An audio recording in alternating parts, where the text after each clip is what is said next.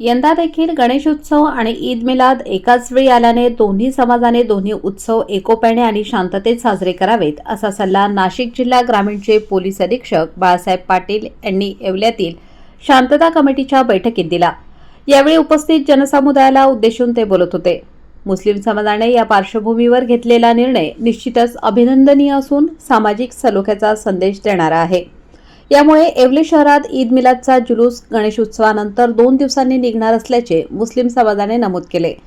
गणेश मंडळांनी सामाजिक संदेश देणारे विविध उपक्रम राबवावे, ध्वनी प्रदूषण होणार नाही याची खबरदारी घेत शासनाने घालून दिलेल्या निर्देशांचे काटेकोर पालन करावे, तसेच उत्सव साजरा करताना सामाजिक आरोग्य जपावे, उत्सव शांततेत पार पाडण्यासाठी प्रशासनाला सहकार्य करावे अशा महत्त्वपूर्ण सूचना देखील व्यासपीठावरून बोलताना दिल्या।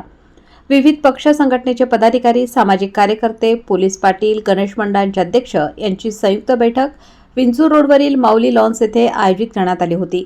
यावेळी या सूचना देण्यात आल्या। शहर तालुक्यातून पदाधिकाऱ्यांनी मोठ्या प्रमाणावर गर्दी केली होती।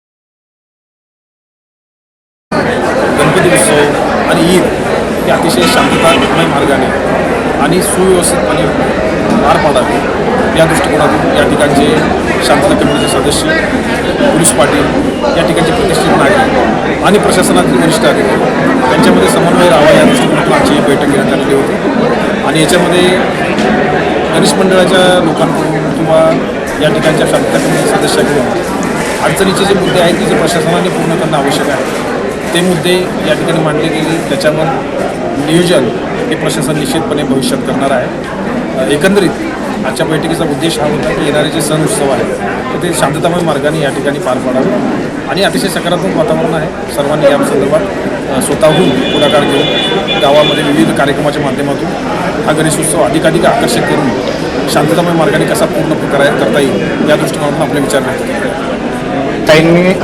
साऊंड पोल्युशन ॲक्टप्रमाणे काही गोष्टीला प्रत्येक एरियामध्ये एरिया वाईज म्हणजे रेसिडेन्शियल एरिया असेल, कमर्शियल एरिया असेल, इंडस्ट्रियल एरिया असेल, या सगळ्यांसाठी सुप्रीम कोर्टाने काही डेसिबलचं बंधन घातलेलं आहे।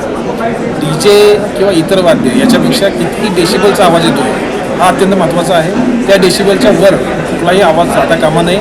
त्यासाठी परमिशनची जी वेळ आहे ती 2 तारखेपासून 6 तारखेपर्यंत रात्री 12 वाजेपर्यंत आपल्याला लाऊडस्पीकर वाजवता येतील, परंतु ठराविक लिमिटमध्ये, ठराविक डेसिबलमध्ये लाऊडस्पीकर वाजले पाहिजे हा याच्या पाठीमागचा उद्देश आहे। आणि लोकल प्रशासन जे आहे, स्थानिक पोलीस अधिकारी हे या संदर्भात निश्चितपणे ऑब्जर्व करतो। 5 तारीख को ईद मिलाद का कार्यक्रम होगा। ये तो चांद के दिखने के ऊपर होता है, लेकिन जुलूस जो है वो 2 दिन के बाद यहाँ की कम्युनिटी ने पुलिस के साथ मिलकर फैसला लिया है कि गणपति 6 तारीख को आ रहे हैं, उसके बाद 1 दिन बाद ये यहाँ का जुलूस निकलेगा। ये बहुत ही प्रशंसनीय डिसीजन है।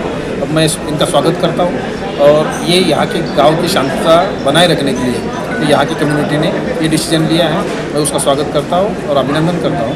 हमारे पुलिस, यहाँ के जो लोकल पुलिस है उनको पूरा सहयोग करें।